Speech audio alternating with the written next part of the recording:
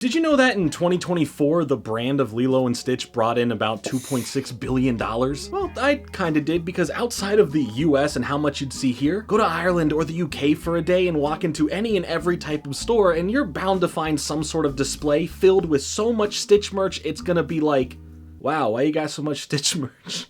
And it is kind of mind-blowing how much this franchise and property continues to make despite there being no TV shows or new movie. Well, you know, until this year where we just had the live-action Lilo and Stitch movie hit theaters, and that did really well. Financially, okay? I know you probably have some opinions on it. And because of that hype, Disney started playing reruns of Lilo and Stitch The Series on their channels again. Look, we can sit here and say that, hey, Stitch Fever, it's back, that's fantastic. But honestly, I don't think it ever left. As a big fan of the Lilo and Stitch franchise, I am always here for more ways to hopefully enjoy this Disney property that to most people, outside of the newest live-action film, probably think ended before the 2010s. Funny enough though, the last Lilo and Stitch related anything before this year was actually not as far away as you may think, and that's thanks to another little animated series that released in 2017. What, you've never heard of Stitch and I, the series?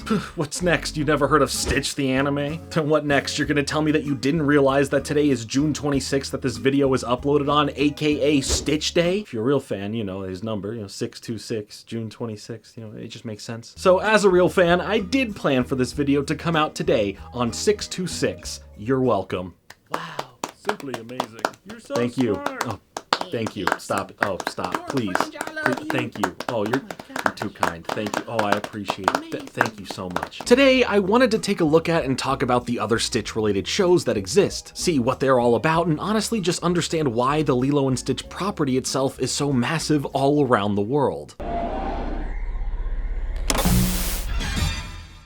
The year is 2002. A little animated Disney movie is coming out by the name of Lilo and Stitch that focused on a little blue alien creature that was created as an experiment by another alien, as he now ends up on Earth and finding his own sense of found family with a girl named Lilo and her older sister and guardian, Nani. Disney knew that they were cooking with this idea for the fact that they had Stitch invading all these other classic Disney movies and literally stealing the show as a way to promote the film. Also for the fact that they completed this film way under the budget they had and were able to use that and create some really awesome expensive ads using the other Disney properties. It looked different, it felt different, and it wasn't about some princess or a lion who would be the king one day. It was a close to home look at ourselves through the lens of something so otherworldly and foreign. This resonated so well with people no matter who you are or where you're from. The film was a hit, but even more so, pretty much everyone fell in love with the design of Stitch, as he's very ugly cute, you know? He's kind of like one of those Labubus everyone is suddenly getting, and his personality, the way he spoke, and the overall found family message built this easy attachment for anyone to be hooked for more. And despite the straight-to-DVD and TV sequels, as well as the original TV series that focuses on Stitch helping all of the other experiment number creatures find a found family or found purpose in life, it felt like, for the most part, that the franchise was just kind of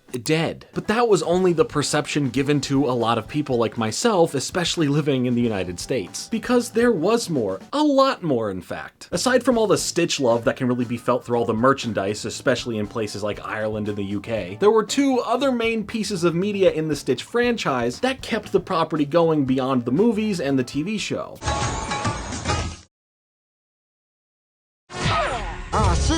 If you're from the US, did you happen to watch Disney XD specifically from October 24th, 2011 to October 28th, 2011? If not, then you probably never heard of Stitch, which I will refer to as Stitch the anime. Well, you at least didn't hear about it at that time. But if you did tune in, then you had 4 days to get a taste of this, what felt kinda out of nowhere, Stitch series. 5 episodes of the series were played on TV, but that's it. It was removed from the Disney XD schedule for who knows why, leaving people who did notice this a bit confused. So what was this weird Stitch event? Well, I'm glad you asked. You see, in 2008, Disney Television International Japan was getting into their own groove of wanting to produce new animated works based on original ideas, as well as existing Disney properties. Paul Candland, the president of the Walt Disney Company Japan, stated, "I'm happy to announce our new effort in Japan, which has one of the strongest animation production technologies in the world. To expand our business further in Japan, Disney's second largest market after the United States, it is necessary necessary to provide the content that fits the market. Fit the market it did, as one of the two first projects announced was a new take on Lilo and Stitch, specifically cutting out the name of Lilo to full-on brand the series, and kind of the franchise as a whole for a good while, as just Stitch. The animation studio Madhouse will be taking on the project, to which you've probably seen something they've animated if you just watch anime in general, and overall, this new series was coming together with some great production behind it, setting up the series for as much success as possible, it seemed. Before we look into the series in general though, I want to take a moment to thank today's video sponsor, Fabletics. As I've been getting more active by going to the gym, going on walks, and just trying to live an overall healthier lifestyle, I've needed to look for the best activewear out there, and that's where Fabletics came in. Not only are all the different outfit pieces really comfortable and look really nice, the functionality of them is honestly unmatched. Fabletics follows a great 3F rule: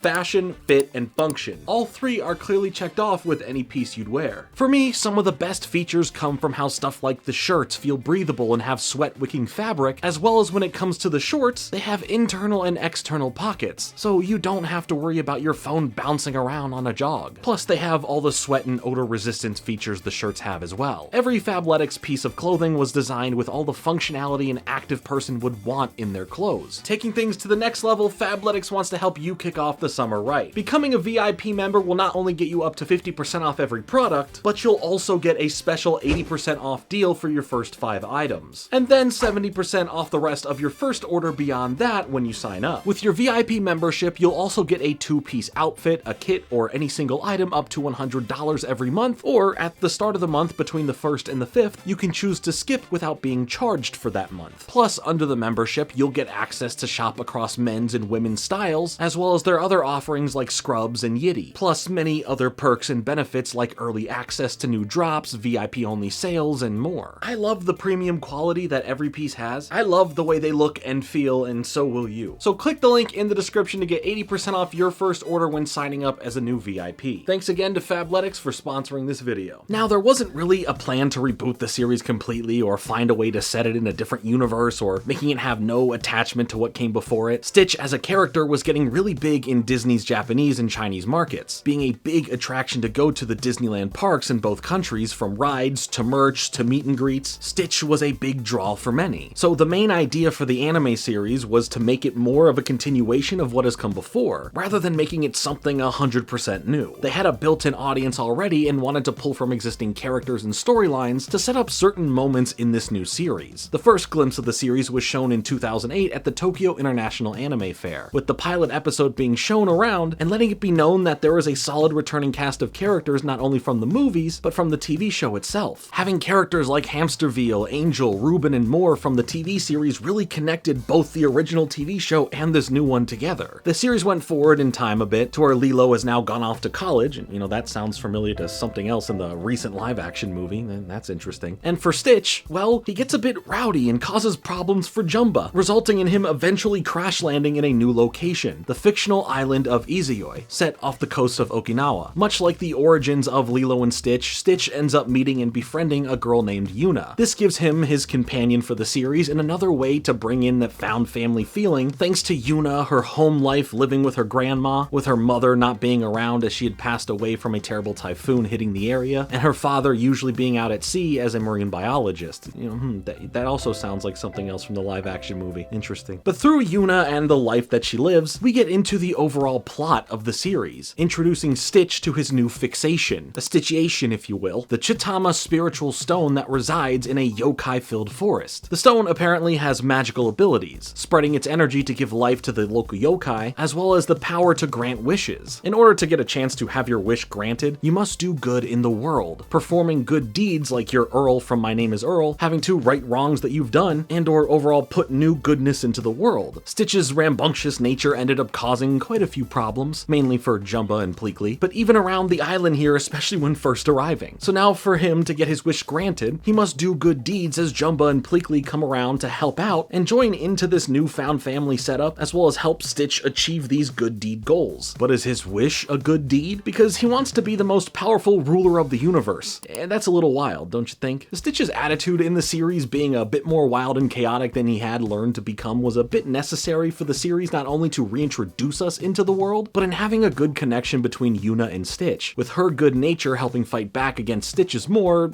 out of control nature. At least it's funny when Stitch gets into some crazy things around the island, so it doesn't come off as a negative that he's more wild again. Plus, Yuna being such a good person who fights for what is right, it really lends itself to the plot of the stone and doing good deeds, and for her being such a great partner for Stitch to have. It's a new version of a fish out of water story, because that was basically the original film. So take that same fish that got so accustomed to living in Hawaii and learning all of the customs there, and bring them to another location that would culture shock them even more, with different ways to eat, or by paying your respects at shrines, or heck, even learning about what yokai are. It all lends into making sense of why Stitch is more like he was at the start of the original movie than what he would become by the end of it. Both of the main characters here feel like two sides of the same coin. Stitch is struggling with feeling abandoned by Lilo, losing what feels to him like he's losing his family, and with that change being so much to deal with, it led him to being more chaotic than usual, tapping into that dog-like nature to act up when things don't make sense. For Yuna, she struggles with that lonely and abandoned feeling due to her parents, with one truly being gone and the other practically feeling that way because of their work. Bringing these two together in a realistic and natural way that doesn't necessarily full-on rehash what the original film did, but has a lot of similarities to it. That doesn't make it bad or worse, it's just familiar. And I think that's how you'd feel watching this thanks to how the series was put together, to have a look that combines what the characters look like from the original movies and show, with a specific anime look that doesn't feel like the two can't coexist, which is a nice feat that was accomplished when creating the series. There's a lot of other things that do feel adjacent to what had come before, like Yuna having a flower pattern look to her outfit, or her dealing with a local group of mean kids, or even having this deep connection to learning and teaching karate, having parallels to the outfit Lilo wears, Myrtle's group of friends, and of course Lilo's connection to hula. With the series being set on an island and around the Okinawa prefecture, the series gets to dive into and explore the deep culture of Okinawa and the traditions, customs, and more of the people in the islands. I think this was a big part of what made the series work as well as it did, into it feeling like it fits so well into the established universe. With the original movies and TV show giving us a look into Hawaiian culture, taking time to show off and understand different traditions and more, this new series continues to explore those same things in the new location it takes place in. I think it is a really cool thing to see as a continued theme for the franchise, and regardless of anything else being brought up, I would love to see it continued in many new ways, with Stitch being such a great vessel for that. The series is filled with all of the anime tropes that you can think of, which is just fun to have Stitch be a part of it, whether we get into a big space battle with lasers, ships, mechs, and more, or just chilling out of it to give it a slice of life feel with good vibes, great color palettes, especially for the backgrounds, and even a trip to the wonderful Tokyo Disneyland. Oh yeah, baby, we got Disneyland in a Disney cartoon. This is so meta. Yeah, corporations doing corporate stuff. Yeah, brand synergy. Woo!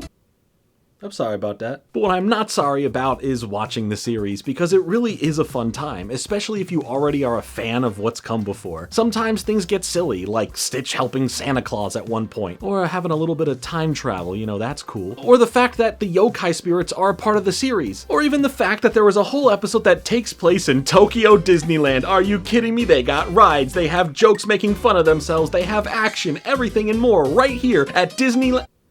Again, I am so sorry. There's a lot of other wild moments in the series, and for the most part, it follows the same pattern of being a pretty contained series until the end of the second season, getting introduced to an intergalactic threat known as Experiment Zero, and his army, where the Federation needs the help of Stitch and associates to deal with this in a pretty cool and over-the-top space battle. In fact, the ending of the second season of the show really felt like it was meant to be the end of the series in general, giving us what felt like the proper goodbyes and getting Stitch to the point where, thanks to all of his good deeds, he can now make a wish. But instead of going for what he wanted originally, well, he may just have used it for something else. Something that, while I don't want to spoil, definitely feels a little underwhelming. Mainly so because this wouldn't be the end of the series.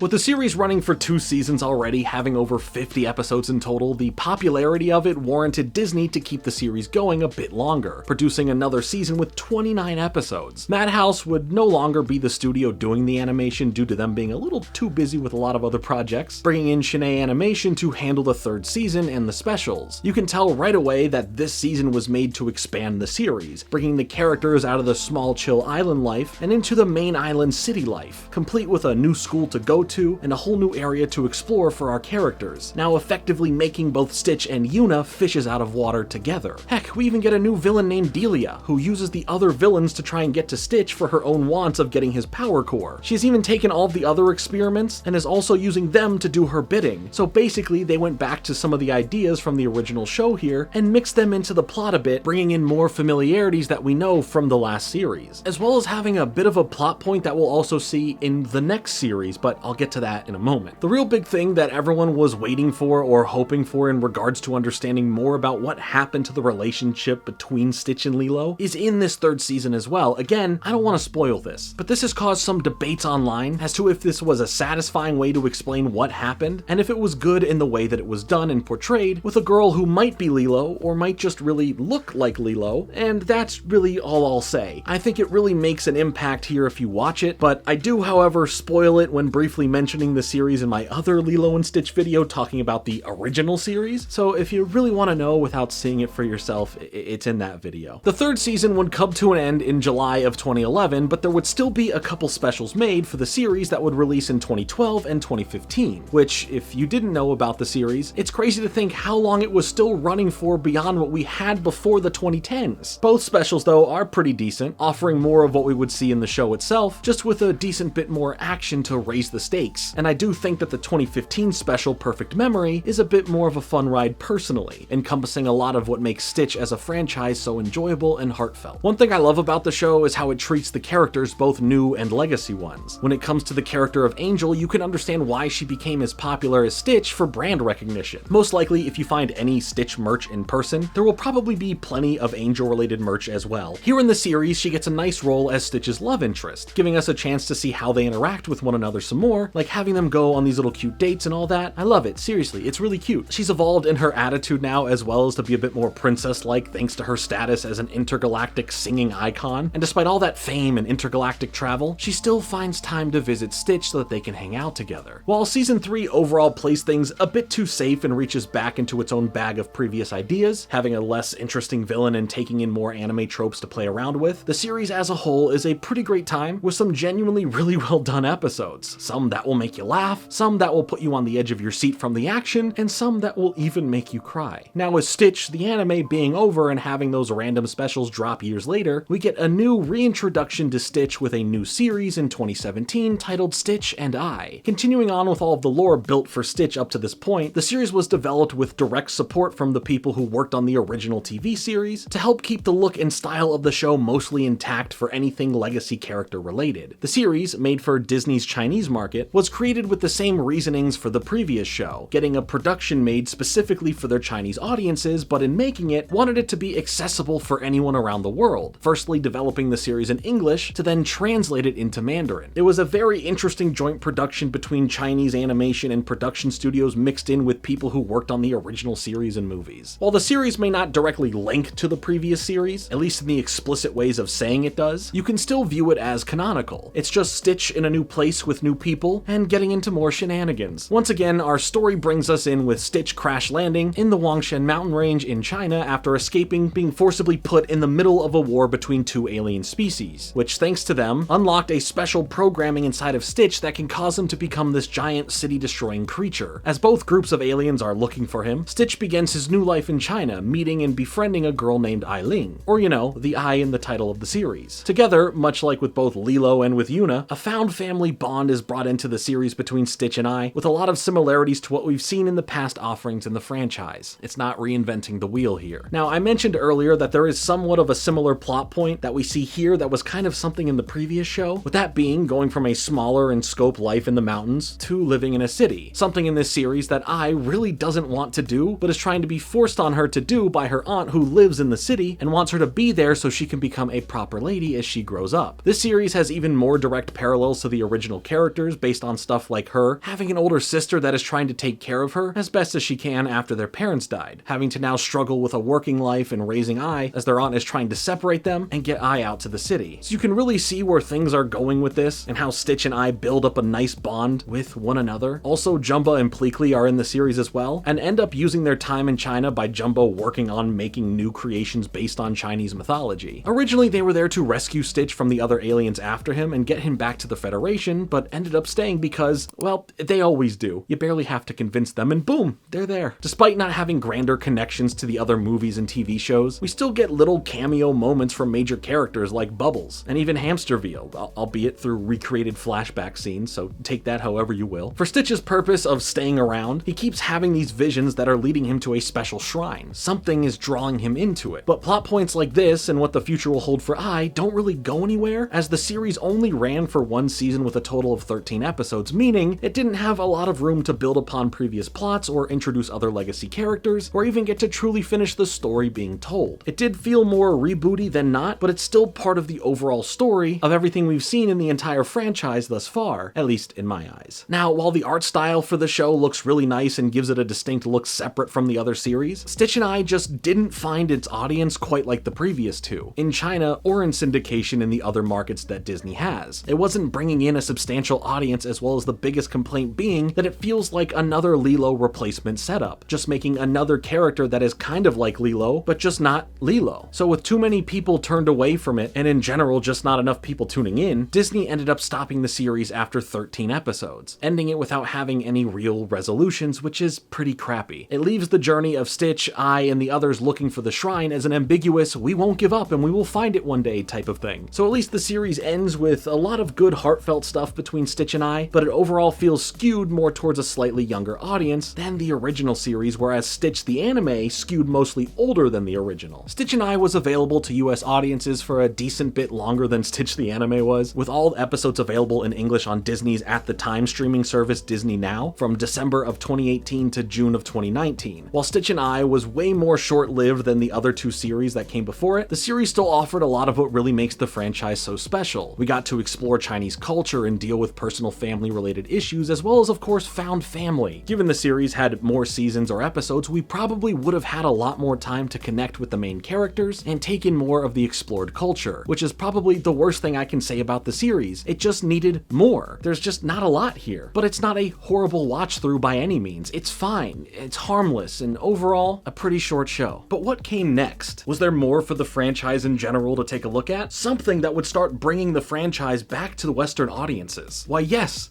there was. And it's right here. Stitch and I is next. At this point now, when it comes to any of the TV shows and movies for the franchise, things seem to be over. But that doesn't mean there weren't other forms of Stitch media being made and released. The first thing was in 2020 with the release of Stitch and the Samurai, a 3-volume manga series published by Kodansha and Tokyopop. Now, the manga itself is pretty weird and interesting in its own right, having Stitch running from the Galactic Federation, warping time and space to land on Earth in Japan during the time of the samurai. You then instantly get these major contrasting tones of war going on and villages threatened to be burned and other powerful war generals who are going to meet their fate, to then Stitch crash landing in our main character Lord Maison all of a sudden losing his more cruel, stoic, and violent ways over just wanting to befriend, pet, and play with Stitch, literally having his whole mind rewire itself upon seeing Stitch for the first time, confusing himself as to why he's so drawn to Stitch. It's an overall cute short manga series that puts Stitch in a cool time period and place to explore. It's kind of like how the Predator franchise is now really exploring different time periods the Predator can show up in, as a bit of a what-if scenario. And I think it kind of works for Stitch a bit too, like, while the other shows are just different location-based and not time period-based, I wouldn't be opposed to Stitch showing up anywhere in any time period. I do like how weird the premise of the manga is, but it can also be very jarring to go from a war between clans and the pursuit of political power to Stitch being cute and the Lord wanting to pet him and feed him, to then beating up his war strategist worse than a Waffle House employee fighting a customer at 3 a.m. If you like manga and you like Stitch, you should definitely check it out. I love how much more ridiculous it gets as it goes on. I mean, thanks to Stitch, Jumba, and Pleakley being there, that this area in Japan ends up becoming a fast advancing society. It's pretty fun. It's not to be taken seriously. It's a comedy manga at the end of the day, and I wouldn't really say you should come for the plot, but you should stay for the fun quirks it has, mixing in one part realism and one part not realism. Shut up, you know what I mean. While being a Japanese-made story that would then be translated and made for the West as well, it was the first step in bringing Stitch back to somewhat of a spotlight over here. Again, both Stitch the Anime and Stitch and I barely got to have a presence in the US. It's short, it's odd, and if you haven't checked it out, you'll probably have fun with it. This manga would be a nice step towards making Stitch more prevalent again in other regions, but beyond this, we would see the first bit of any production for the franchise within the US, as in 2022, a short series of kids books were written titled Agent Stitch, this time having him work for the United Galactic Federation, being sent to different locations on Earth as a detective to deal with alien-related mysteries. Overall, another fun what-if type of idea and setup that honestly could make for a decent series if there is an interest in developing this further. So stuff like the books selling well and they're feeling like a demand for more of it in multiple ways, like more books beyond where they stopped making them, and again, possibly a cartoon. But that might just be wishful thinking. Lastly, the most recent thing is a comic series published by Dynamite that is supposed to be a direct continuation of the first movie, with issues starting to release in January of 2024. This would also be the first time in a long time that Lilo was brought back into the title of the series, which at the same time, we knew Disney was already working on a live-action version of the original Lilo and Stitch movie that as of May of this year has been released. Regardless if you liked it or disliked it, it's very clear to see that Stitch is still so insanely popular all around the world, with the film earning right under $1 billion worldwide so far at the time of making this video. Like, it made what the original film made in its first weekend. It's genuinely just crazy to see how many people are fans of Stitch. Whether it's people like me who grew up with the original, or people who watch the various TV shows in their region or any bit of syndication, or those who are just getting introduced to the franchise for the first time through the live-action movie, Stitch as a character and as a brand has taken a large market share of what Disney is known for. While it may not have seemed like it to the average fan from the United States, feeling like it went silent at the start of the 2010s, the franchise has really built up a following and love from all around the world for many different and interesting reasons. I think it's a great time anytime I'm visiting a store in Ireland. It always brings a smile to my face to see whole sections dedicated to tons of Stitch merch. And I'm totally not going crazy buying a bunch of Stitch stuff over the years. No, totally not. Got this blind box figure that I opened already, and it's just really cute. I got this blind box that I haven't even opened yet, but I'm gonna open it right now. And let's reveal it. Oh, I got this coin thing with a J on it, cause you know, my name. I got this keychain thing that has a J on it, cause you know, my name. My girlfriend got me this. This is Stitch's Gus Gus. And I got this thing. And yeah, I got these two Funko Pops. And then back here, I got the Diamond Edition one, cause you know, I got these Stitch games when I went to Japan. This DS game, and then this one right here is for the PS2. You already know we got that lenticular steelbook, and don't worry, I got the 4K. I also have this official Lilo and Stitch The Series Manga here. We got this Lorcana gift box, deck box thing, because I really just wanted the promo card, but of course, you know, we had to get the binder for it as well. And I also got this binder here for Panini's cards, because we're gonna open some of those right now. This was the promo card inside, and bam, we got 5 packs to open. Let's do it. Wow. Ooh. All right, let's see. Okay. Ooh. Okay, more half part ones. Oh, this is a big one. Ooh, Gold Stitch. That's got to be like a PSA 10 for sure, and at least $400. Like, let's check that. Yeah. Oh yeah, that's a big hit right there. Ooh, that's very cute. And we've got Lilo. That's okay. That's a pretty big hit. That's at least $1,000. All right. Ooh, another gold card. Big hit. Big hit. Let's go. Ooh.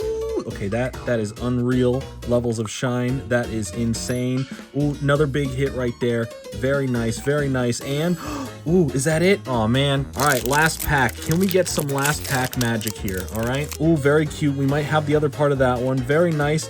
Oh, another half split one. I don't think that fits, but we'll try and see if it works. And very nice. And I'm out. I need more. All right, so those didn't fit. Those don't fit. And I don't have the other side of that. And I got the Squishmallow.